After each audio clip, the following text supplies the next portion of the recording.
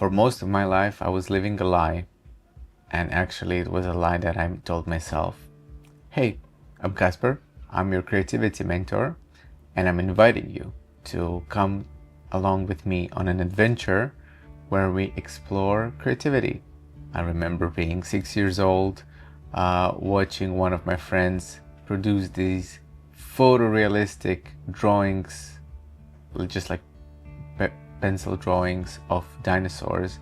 And I remember telling myself, oh, I wish I could draw like that, but I'll never be able to do that because I was just not born with the drawing gene. So that was the lie.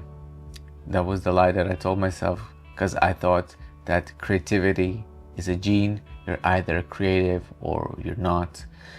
You hear a lot of people saying, oh, I don't have the creativity bone in me, or I think they say basically I don't have a creative bone in my body. I think that's the expression that they use.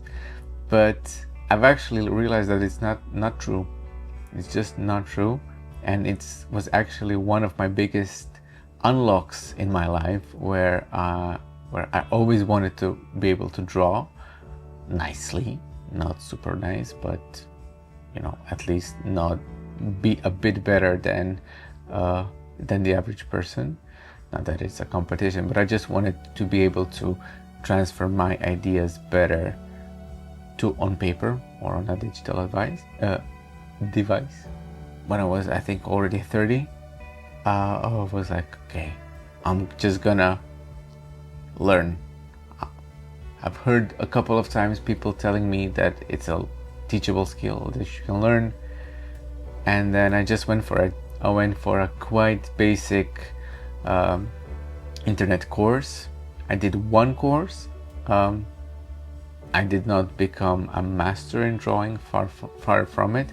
But if you ask somebody now, they would tell you, and they tell me, oh, you're so talented at drawing. And that is really my pet peeve. I get into this whole, actually, no, I'm not talented. You're not talented either, and that's okay. But you can learn. I learned this, and it also didn't take me a long time. But just learning a few tricks or principles, because some of these things are actually a bit counterintuitive, but once you know the formula of, for example, drawing a person's face, then you immediately get miles better. Nowadays, my creative outlet is making these videos, because it also coincides very well with my personal mission to actually bring creativity into the spotlight. A lot of people say that creativity is a top 10 important skill, and it's going to be the skill of the future, especially with AI being a more present force in our lives. And then everybody is saying that creativity is the thing that differentiates us from AI, because AI just has a really big database of all the ideas in the world that have been published, and then when you ask it to create something, it basically takes one of these ideas and adjusts it a bit. But it's what differentiates us as humans from machines is actually being able to produce a singularly new idea or a new thing. So that's why even more now in the age of AI, we should be creating, even though it's maybe a better drawer than us, but we have the novel ideas. We have our own thing. It's also an antidote to kind of being sad when you overconsume. We do consume a lot and we don't create enough. But that's a topic for another time. I'm also the happiest when I'm teaching people, when I'm mentoring.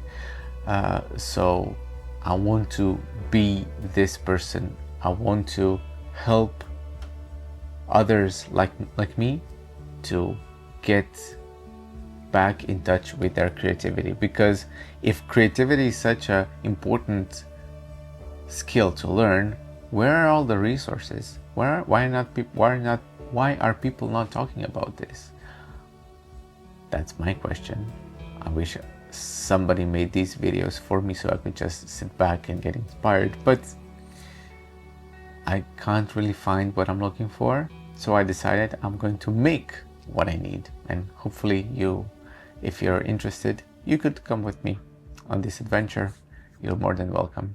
The next easiest thing you can do is hit the like button, not for me, but for yourself, for YouTube to recognize, okay, this person is interested in this topic of creativity. So you get more videos, not only mine, but other people's talking about creativity. So hit the like button for you, not for me.